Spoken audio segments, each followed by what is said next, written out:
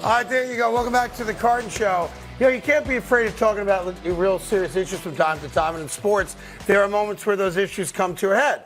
That happened yesterday with a report regarding Sean McDermott, the head coach of the Buffalo Bills, of course. Second all-time winningest coach in Bills history, behind, of course, the great Marv Levy. And apparently back in 2019, in getting his team ready for a game, Sean McDermott addressed the team. And I want to be clear about this. This is not an allegation. Sean McDermott acknowledges that this took place. He doesn't deny it. He has owned it. And I'm not going to read it word for word for you, but essentially he said to his team that he wanted them to come together and work together like hijackers did on the 9/11 attacks on New York and, of course, America. Quote, hijackers were a group of people who were able to get on the same page to orchestrate attacks to perfection. And I'm sitting there going, you got to be kidding me, right?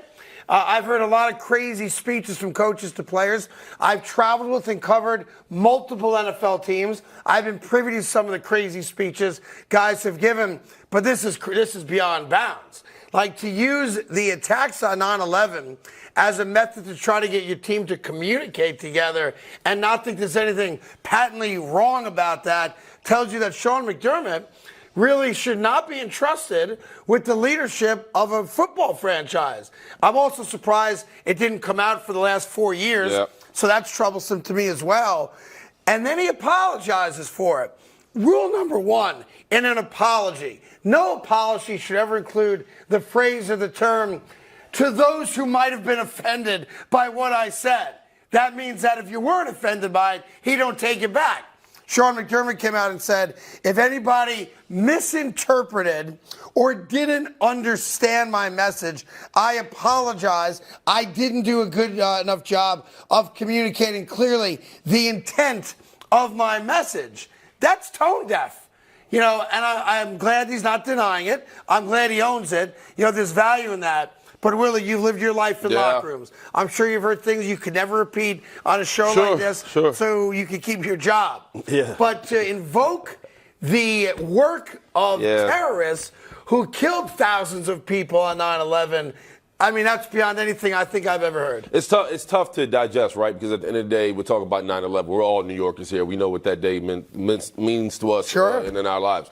Overall, man, this goes a little bit back to what Aaron Rodgers said earlier in the week. There's some things that happen in the building and in the locker room that should stay in the building. It should never be said. And this got leaked out. And you talk about a team that's dealing with multiple distractions. Not only this, but you talk about Von Miller's situation, right? Right. On top allegations of this. of domestic violence. Right. And now you're talking about this team really hoping and fighting for a big-time win against the Chiefs this Sunday.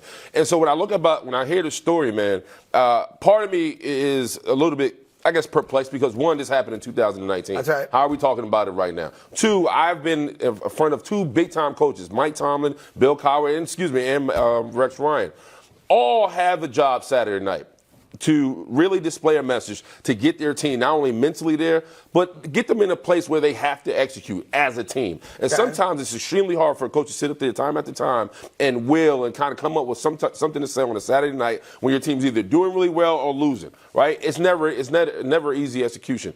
Obviously, he was reaching here, right? He was reaching in from a standpoint where he was trying to get his team on the same page to go do the damn thing on Sunday. And even when to your point, after this, he went around the room and he goes, what was the biggest obstacle during this? And one of the veteran players said the TSA to kind of break the ice, right? So bottom line is, once again, the infrastructure and the intimacy in the locker room escape to the outside world. Listen, they play the Kansas City Chiefs, and that is what we typically would talk about on this show and break your game down and give picks and predictions and thoughts on can they win, what happens if they win or they lose, and all that stuff. And we're going to do that. But it's also, I think, our responsibility to tackle issues like this, because now the question comes up, he's on the hot seat to begin with.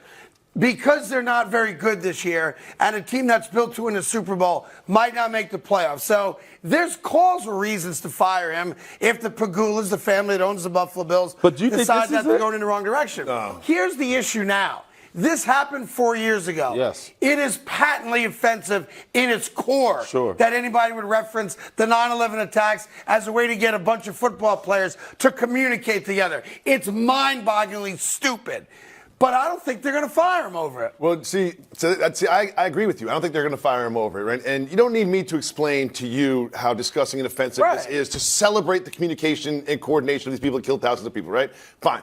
But the timing of this is interesting. This happened 4 years ago, and I've seen this time and time again in decades of working in sports media, where before you trade somebody, before you fire somebody, just some negative information. Oh, guess what? Willie's not working hard in practice. And then he gets traded 2 weeks later. And this is a way to just sprinkle some feelers out to the fan base to say, you know what, Sean McDermott might not be here next year, and I'm just giving you a little bit of reasons why, and a little bit of negative opinions, so you don't react poorly if we make that. Well, move. look, I'm interested in the fact that it took 4 years for the story to get out as well. I'm also bothered by it because I do live my life and by that code that you guys live in a locker room. What's said here and seen here stays here. I think that's an important way to live your life. That's how I grew up. Especially that's how I was team. raised, and I think that's how these guys have to be. So there's a part of me that respects the fact that it didn't come out in 2019, but there's a big part of me, to be honest, that finds that offensive because there are some things that you do see and hear that you do need to raise your hand about and say, I find that objectionable, and I'm going to be the whistleblower on it. And when a guy invokes 9/11 terrorist attack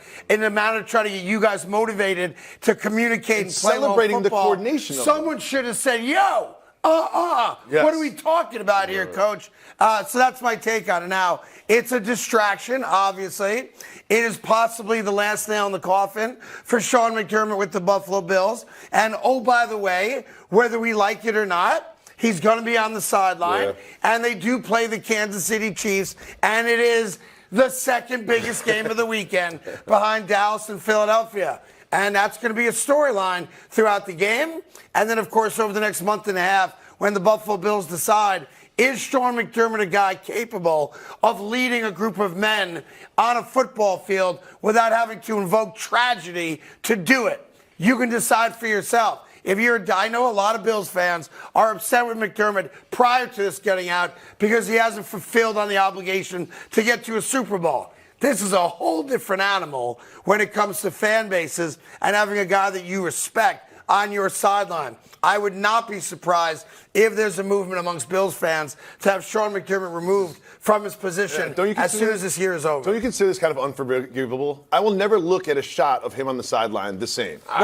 This is a stain. I hate that word unforgivable because, listen, he was trying to do a job. It was a big swing and miss. It's horrific. I take all of that. Yeah. But I also know I also understand how hard it is, right? Especially when you're dealing with a team that's trying to find its way. And a coach who, to your point, is on the hot seat. And I don't know if he was in the hot seat at the time, but I know being in front of multiple coaches, when you're talking about a room who's, listen, young, old, and indifferent, come from different walks of lives. You're trying to motivate all to be one. You know what I mean? And sometimes you miss. So I give him that grace. Is it unforgivable? No, I do forgive him because it was 4 years ago. He's owned it. That's fair. I think nobody at this table should ever say you shouldn't be able to forgive anybody. There's some things you can't forgive. Words are typically not among those things, but he's going to have to fix it because he's not guaranteed coming back. Hey there. Thank you so much for watching The Carton Show. You can subscribe right here to get all the latest bits and segments from the show. And by the way, while you're at it, we have a lot of great shows on FS1, so check them out too.